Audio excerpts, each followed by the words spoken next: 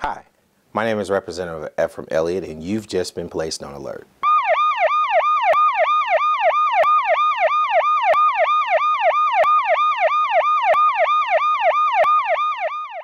Welcome to the Elliott Alert. My guest today is our Secretary of State of the great state of Arkansas, Mr. Mark Martin. Good morning. How are you? Good morning. Good, good. Hey, Mr. Secretary, I just want to, for our viewers who don't know, because we're familiar most definitely with you here in Jefferson County, but what does the Secretary of State do?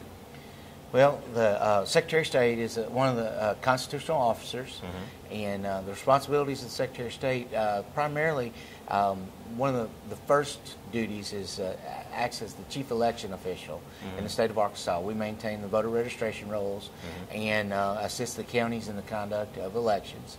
So our election division is probably the one that's most up front and critical aspects of the Secretary of State's office. We also have a business and commercial services division, which if you've ever incorporated your business in Arkansas or paid franchise Right, fees, taxes,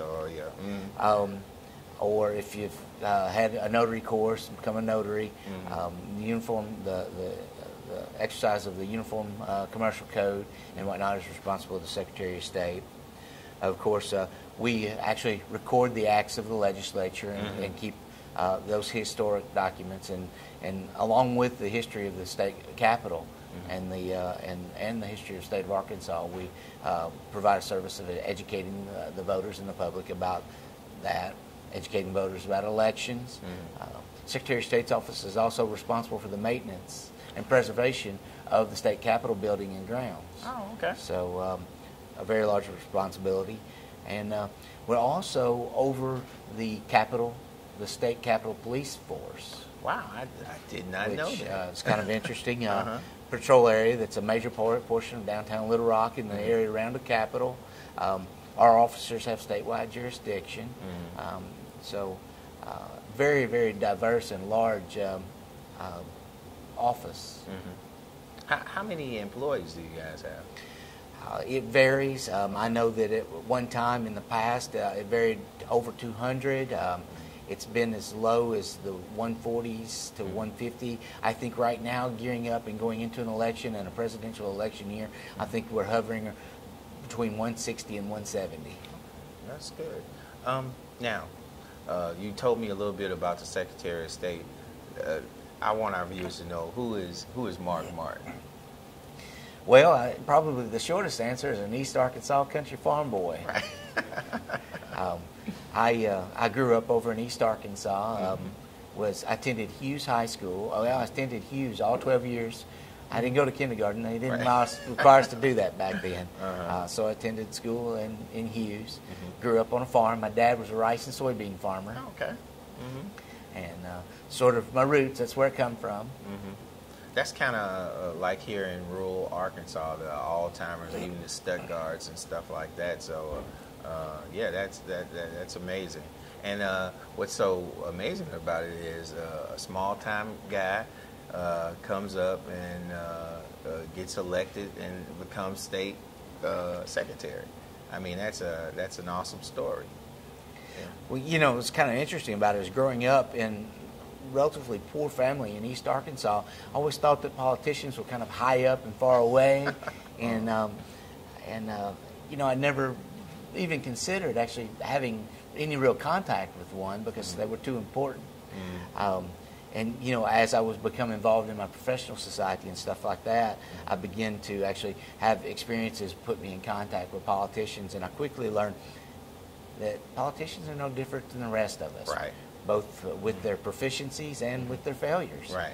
And I think that maybe if that's one of the things that I can communicate to the next generation is that that while there's a certain amount of respect that's due to the office, that when we meet our politicians, that they're no different or no better than any of the rest of us. Right. And we all have the same sense of accountability, and we want to make sure that whatever position that we hold, that we move Arkansas forward. That's absolutely correct. And also that, you know, anybody can actually bring their life experiences to the legislature, to the political realm, whether or not they were a C student or a straight A student or even D students, they have life experiences and stuff like that that they can actually bring to the political process. So, and it's valuable. So no one should eliminate themselves before the voters do. In other words, if it's something that you're interested in and you enjoy, pursue that dream. And that's a great answer because, as you said, growing up, you had a different perspective on politics and politicians. And I mean, did you know then, as you were growing up, that you may have this, I would say, this passion to help in the community and be in that realm of politics? I really had no idea. Even after I graduated from college, it was not until I was participating in my professional society with the National Society of Professional Engineers and American Society of Mechanical Engineers. One of the things that I become involved in was promoting what's called STEM education: science, technology, engineering, mathematics. Right. And the STEM programs that I was involved in with ASME really had a push to try to get more women and minorities involved in the sciences. So that was really my context for then coming into politics, and my onus for even trying to get involved in politics is because I began working on something that I believed was a community service. And I think that my experience in the legislature, 6 years in the legislature before I became Secretary of State, my experience is that no matter what political persuasion we come from, almost all of us become involved as elected officials after having been involved in community service and trying to make this place a better world. Well, I'm glad you said that.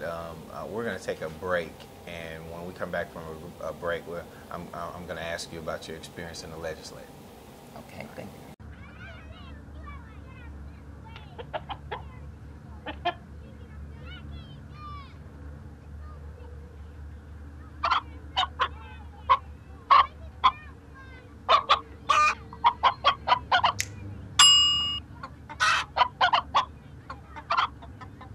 Separate raw meats from other foods by using different cutting boards. 3,000 Americans will die from food poisoning this year. Keep your family safer. Check your steps at foodsafety.gov. Okay, when I give you the signal, you two cut left to the flag. I'm gonna cover you from that tree over there. Remember, don't go for the flag unless you know the coast is clear, okay?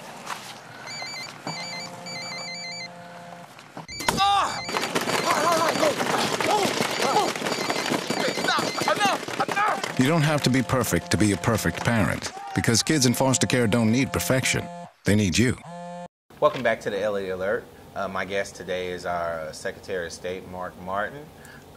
Thanks again for being on, Mr. Martin. All right. Thank you for inviting me. Yes, sir. I wanted to ask you, being a freshman legislator, how did your 6 years in the House prepare you for this major constitutional office? Well, you know, there's a multitude of different ways that an experience actually will prepare you. You know, superficially, you just talk about the relationships that you develop over a 6-year period with your fellow legislators. And having been in the legislature, you'll find that the friends and acquaintances that you make in the legislature will carry with you throughout a lifetime. And those relationships that you'll have with the 100 in the House that you're with, they come from 100 different parts of the state, spread out across the state. So it gives you a flavor for what Arkansas really is, that you may not really have before you have that experience. And then, you know, I'm thinking of our governor and how proficient he is as a governor and how powerful he is. And that comes from developing a knowledge of our government and where the levers are and how it works. And it's very difficult to just jump into a higher level in our state government in the form of service without really understanding how it works. And 6 years is an extremely short period to even learn at that. So I think that beyond the relationships, which I think is the core, and beyond the flavor of the state, which is another part, also just understanding the mechanism of state government in itself is invaluable in performing the duties of Secretary of State. Also, one thing that you mentioned earlier in reference to being community-minded and already having a base in the community before you even ran for a state representative, those things provide the structure where you can come in and do some really good things because you understand what's actually going on, and you understand some of the plights of not just the community but the state. So I think that a lot of times that what makes great leaders is to be able to understand. You know, as politicians, we're gonna disagree or agree. You know, sometimes we do, sometimes we don't. But it's like you said, the relationships that we have gained from knowing each other that helps us get past all those things. You're exactly right. And one of the things, too, that experience will grant you is, you know, as a freshman legislator, you really don't consider these things until after you've served as a freshman legislator. And one of those things that I really learned is that, you know, if you make a modification to the law over here, or you perform something over here, there's a whole host of things that it affects that we don't think about when we first come into government, that as we mature as legislators, we begin to see that there's a multitude of effects for everything that we do, and sometimes we have to consider those carefully because those effects are unintended and detrimental in a way that our hearts would never allow us to do if we had fully considered it. So the level of learning that is involved in your first time in the legislature, the first session that you go through, is immense and valuable.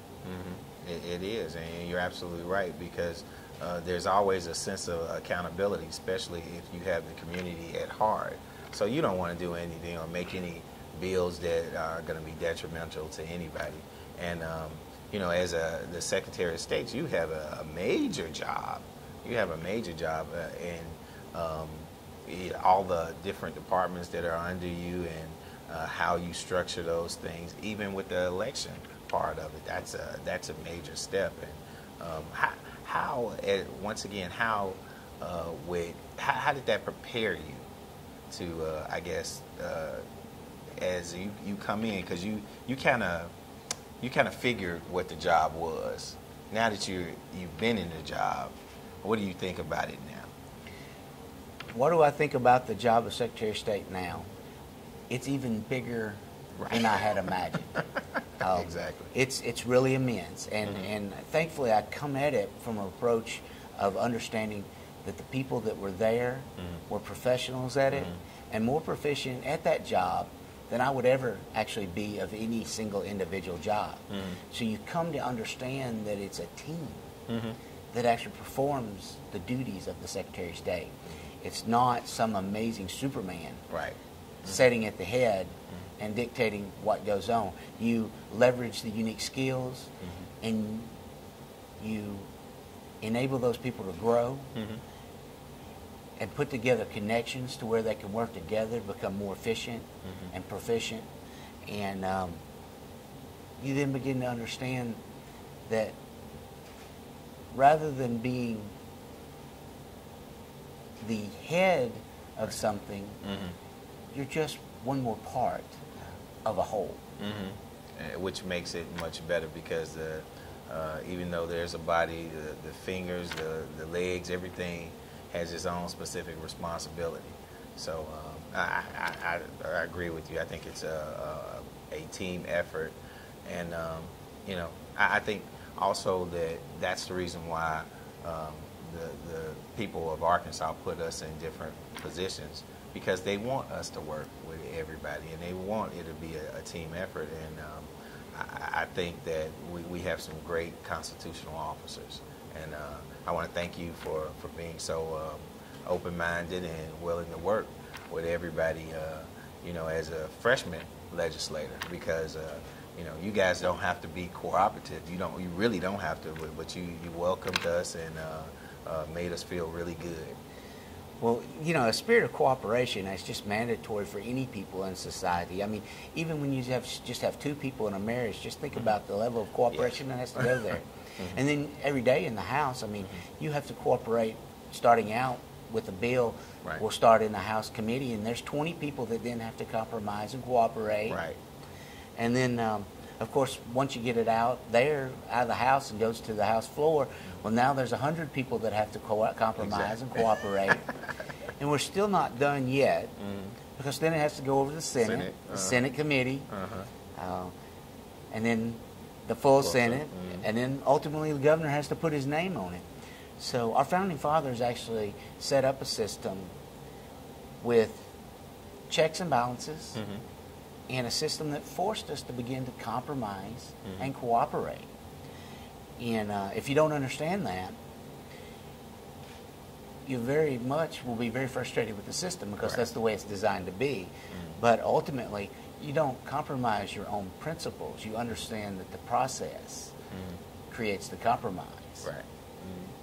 Oh, we're going to have to go on break, but when we come back, we'll talk a little bit more about that process.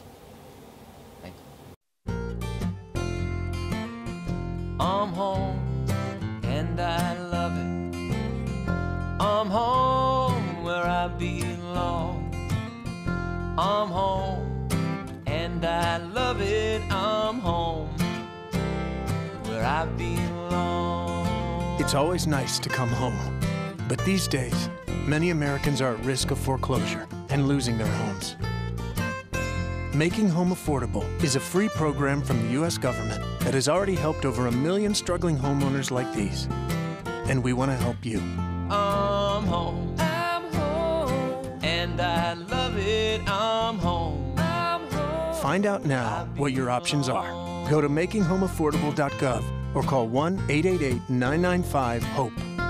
The sooner you act, the better chance we can help you. I'm home where I belong.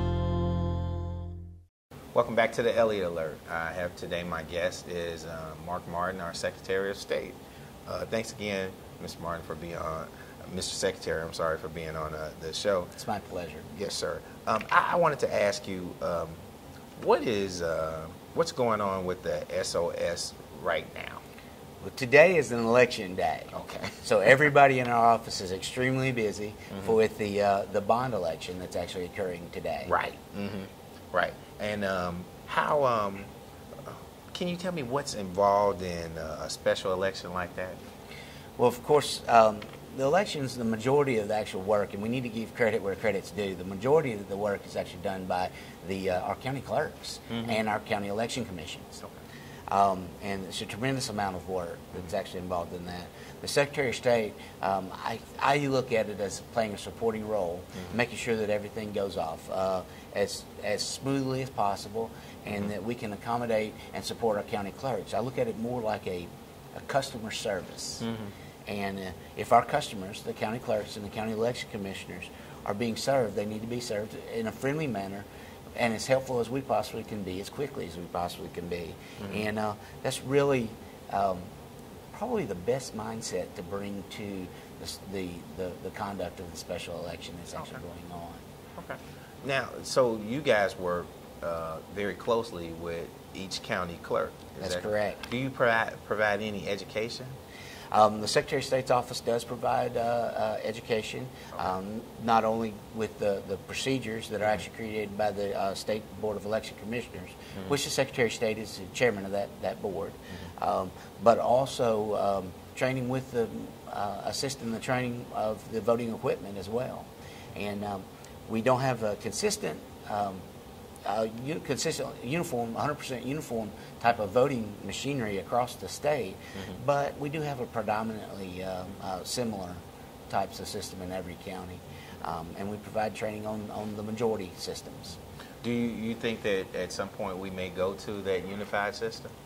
Well, I don't know.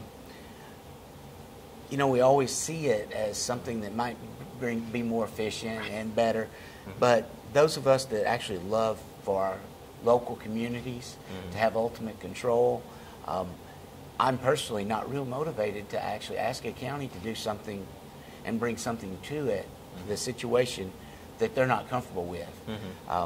So I won't be pushing for forcing a uniformity.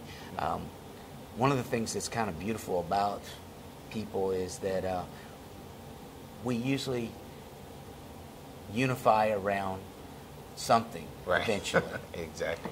And if it happens naturally, it usually happens much more peacefully with less strife. Right. And I think that's the way we'll probably proceed with it. It takes a little longer to get done. And Founding Fathers, when we talked earlier, when they created the system of government we had, they understood it would take a little longer to get done. Right. But it would be a more peaceful and fair process. And I think that that's the same idea that I'd like to bring to that, the issue of uniformity of voting equipment. Right.